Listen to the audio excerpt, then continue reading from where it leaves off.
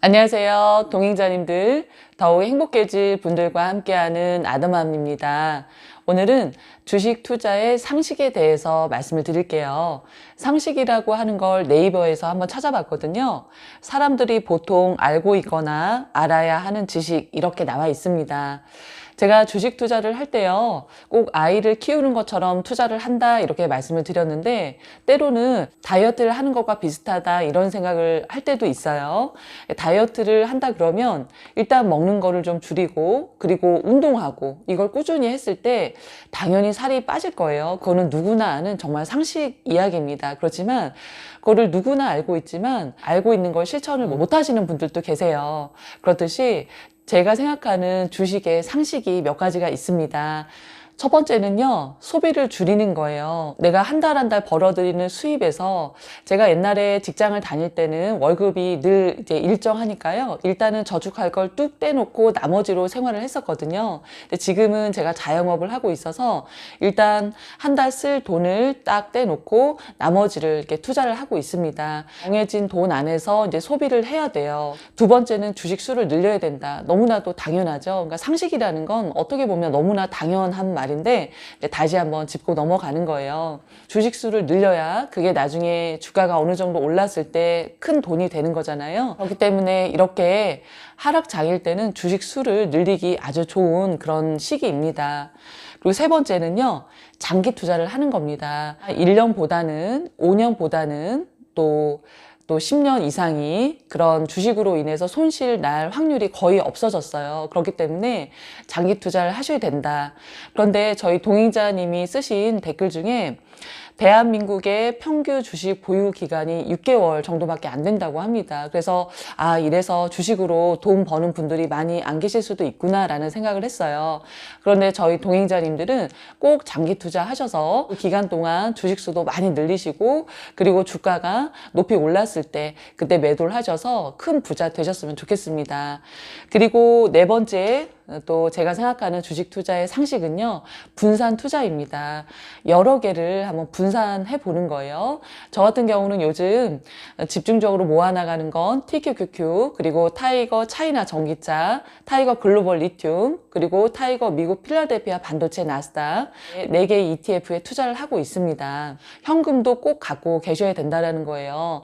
앞으로 계속 다닐 수 있는 직장이 있고 그렇다면 소득이 일정하지만 자영업을 하신다거나 아니면 은퇴를 하신 분들은 현금을 한 1년에서 2년 정도는 생활을 할 수 있는 자금이 있으셔야 됩니다. 왜냐하면 주식 투자를 해서 6개월 있다가 1년 있다가 돈이 많이 되겠지라는 생각으로 그런 현금 보유를 해놓고 계시지 않다면 지금처럼 이런 하락장에서 만약에 돈 쓸 일이 없다면 정말 난감하고 손해보면서 이제 매도를 해야 되잖아요. 그렇기 때문에 반드시 현금도 보유를 하셔야 된다. 이것도 분산 투자를 할 때 하나의 항목에 넣으셔야 된다. 이걸 꼭 말씀을 드리고 싶습니다.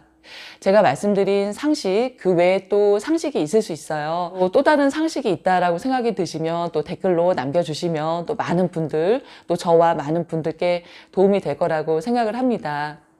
요즘에 기사 나온 것도 한번 볼게요. 고물가가 3년 간다. 스태그플레이션 경고. 그리고 미국 내년 심각한 침체가 있을 거다. 나스닥 연초 대비 21% 급락. 미국 국채금리 3% 터치. 주가 하락. 부동산 버블 붕괴 경고음. 버핏도 애플을 더 닮았다. 퀄리티 성장주에 주목을 한다.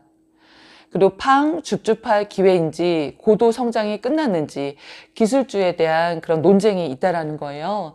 여기 기사를 조금 더 자세히 이제 보면 올해 최악의 성적표를 받은 팡 주식을 싸게 매수할 수 있는 시기인지에 대해 월가 의견이 엇갈리고 있다. 팡이라 그러면 이제 페이스북, 애플, 아마존, 넷플릭스, 구글 등의 기술주를 말하는 거죠. 어떤 분들은 연구원 되시는 분은 기술주 매도세가 강해 팡 주식을 매수하려는 장기 투자자들에게 좋은 진입 지점을 제공했다 이렇게 말씀을 해주시고요. 또 어떤 기술주 강세론자인 분은 금리 인상에 대한 두려움으로 기술주가 2014년 이후 과매도 상태다. 성장에 대한 평가와 현재 받고 있는 가치가 크게 분리돼 있다. 이렇게 말씀을 하세요. 그래서 또 어떤 분은 또 전체 시장 흐름과 관계없이 기술주는 반등 가능성이 높다고 본다. 이렇게 말씀해 주시고, 또 어떤 분들은요, 이분도 연구원이신데 기술주와 통신 서비스 기업들의 조정 잉여 현금 흐름 중간값은 방어주 성격의 섹터는 물론 전체 시장 평균에도 미치지 못한다. 그리고 빅테크 기업이 과거에 얼마나 성공했는지와 상관없이 지속적인 미래 실적에 대한 보장은 더 이상 없다며 판 기업들의 도전도 눈에 띄지 않고 상당한 불확실성의 시기가 예정돼 있다. 이렇게 말씀을 하세요.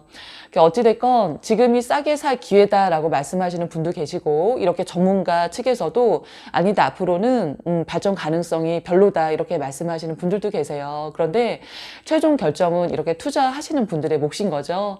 저는 앞으로 오를 것이다, 기술은 더 발전할 것이고 이런 기업들은 더 성장할 것이다에 한 표를 던져서 계속 투자를 해 나가려고 합니다.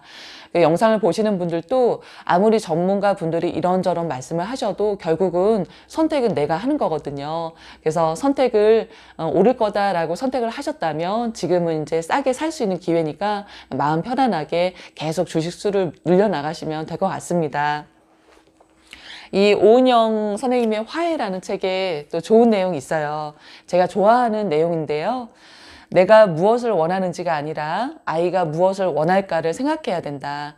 아이뿐만이 아니라 내 지인이나 부모나 배우자, 여러 상대일 거예요.